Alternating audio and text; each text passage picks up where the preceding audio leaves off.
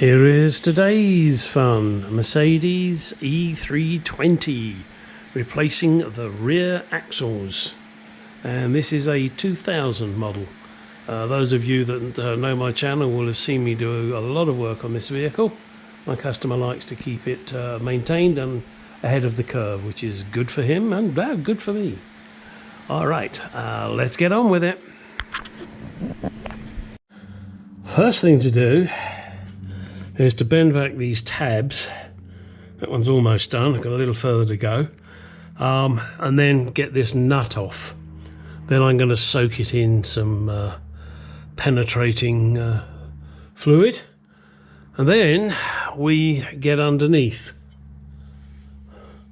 And next time we do his rear brakes, I'm going to have to replace these rotors. They're getting quite worn. They're probably the originals.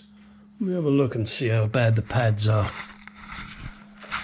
So I'm trying to get my head in here.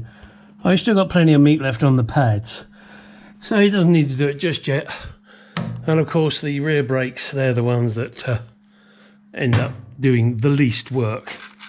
Then once, let's get under here. Now, once we have got that other end, the wheel end, loose, then we have to get this undone here, and it's got those bloody silly nuts. There you go, look at this side, you can see them. I hate those things, but it's what we got to do. And then and I'm also going to try, you see, I think he's got a leak. Well, he has got a leak. I'm not sure what's causing it, whether it's because he grounded it at some point.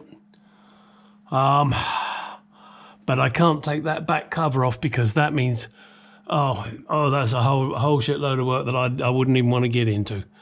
But what I will try and do, I'll try and tighten those nuts up a little bit. Maybe that'll help. I'll give it a clean up and see how bad it is.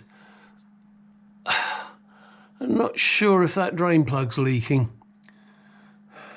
I might try and tighten that a little bit as well, just in case. But of course, I've got to clean it up around here first. I've got to clean up that area, obviously the diff.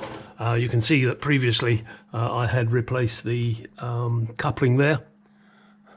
And in fact, I replaced these rear control arms, these lower control arms. And I think I did the springs and then the shocks. So, you know, it's a car, it's you know, things wear out, it gets old. So this one's going to be the biggest pain to do, because I've got an exhaust system in the way. Alright, right, you can see up there grease. It's been throwing grease out of this split boot, which is why we're doing all of this. And I do not replace one, I replace both sides. And Mercedes tried to sell my customer, oh, you just need the boots, you just need this bush. No, because grease has come out, dirt has gone in, that has buggered the joint. There's no point in just replacing the boot, because the joint has now got grit in it. And whilst you're doing one, you do the other. All right, let's get on and do some cleaning. I've got to get myself a mask, because I'm going to be spraying brake cleaner. It's not only going to be messy, but it's, the fumes are, ugh.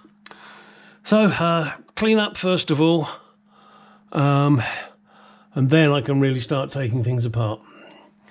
Okay, that's it for the moment. Right, these are what we have to undo, and they are an E12. Yeah, one of those crappy fixings. And I can tell you now, they're tight, and they do have Loctite. Oh, sorry, and they do have Loctite on them. Hopefully you can see that. So don't forget when you're putting them back in, and also don't forget these little, I don't know what you want to call them, tabs, for want of a better word. Goes on, you know, every 2 bolts. They goes over 2 bolts. All right, so let me carry on getting the rest of these out. Oh, and do note that the shaft will turn, and you have to lock it with a bar. That's what I've done. I put 2 of the wheel studs in, and got a big pry bar there that's holding it rigid while I undo these fittings. I'm hoping that once I've got these out, I can swing the axle out this way and then be able to push it out from the hub. Wish me luck. Okay, as you can see, it's now separated. With some gentle persuasion, I've managed to push it over. I'm hoping now that I have enough leeway to drive the shaft out. I've got to bang it out here, but I must admit I'm not thinking I have enough room. And if that's the case, then I'm going to have to get into dismantling even more. Maybe this top arm here, I'm not sure, to pivot it out. We're going to have to see. I'm going to have to see if I can finagle it. The other side might not be so bad. I might be able to lower the exhaust and give me more room. I'm not sure. Let's give it a shot. It's out. I gotta tell you, that was a fair bit of jiggery and a hell of a lot of pokery to get it out. You can see this is really in a bad way. Definitely needed replacing. And as I mentioned before, there's no point in just replacing the boots.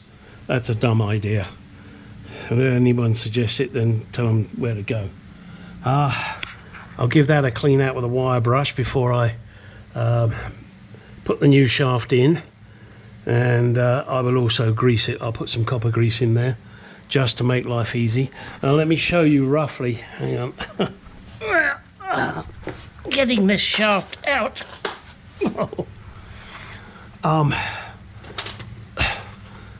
I had to move this to the side.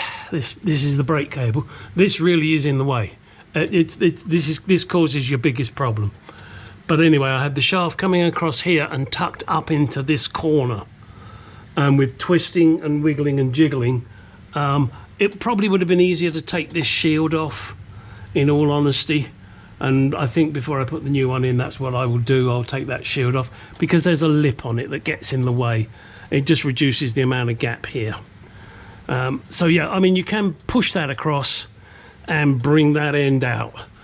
It took a fair bit of wiggling and jiggling and a few swear words, and that gets it out. This side hopefully will be a lot easier. I'm hoping it'll kind of drop straight down, but again, that plastic shield may be in the way. We will see. At least these bolts will be easier to get to. I literally took the nut off the other end and just bashed on the end of the shaft, and I didn't care whether I damaged it because obviously it's being replaced. Oh, and those little flange thingies there, they actually go over the 3 bolts.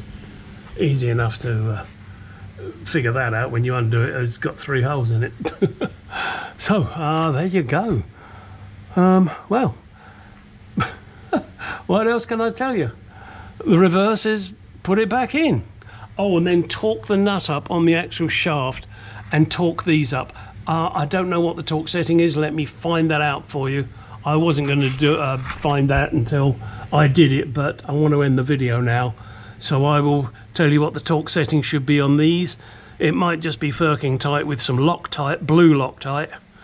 And also the big nut on the end of the CV axle. I don't know what torque that is. Let me find that out and I will include it in the next moment. Well, here we can see new and old shafts next to each other. They are the same length. Obviously this is just twisted over so it looks kind of different, but they are the same length. What was the part number of these? Warning, no, that wasn't a part number. Part number, there it is, NCV 48997. I think these were approximately $32 each from Rock Auto. I have no clue what Mercedes would charge. Probably 32 million, because they like to think there's a special. it's a CV axle, guys. You know, it should be perfectly okay to use an aftermarket one. So anyway, the only difference I've seen is that the ABS ring looks slightly different. If it doesn't work, then oh dear, we are in deep shit. But I can't see why it would not work. There you can see there is a cable tie on this. I will leave that until I've got it jiggled into position, and then I'll cut that off because it's not meant to be on there. And look at this lovely, lovely new gaiters. This is going to look so good. I've got to clean up everything, all the nuts and bolts and these special retaining flanges, whatever you want to call them. And then we'll put it in. I promised you the torque settings, didn't I? These, it appears, are 52 foot-pounds, which I must admit that seems rather low. I'm going to have to feel it, and if it doesn't feel right, I'll give it a bit more. This nut is 162 foot-pounds. You can go a little more, but I personally wouldn't. And the lug nuts themselves that hold the wheel on will be a mere 95 foot-pounds. Those are the specs that I can find. If you find different, then do it to that. Don't just take my word for it, because if I'm wrong and then you're wrong and it goes wrong, well, that's your problem, not mine. Don't do as I do, don't do as I say. Just take it with a pinch of salt. That way I'm not liable for you fucking up.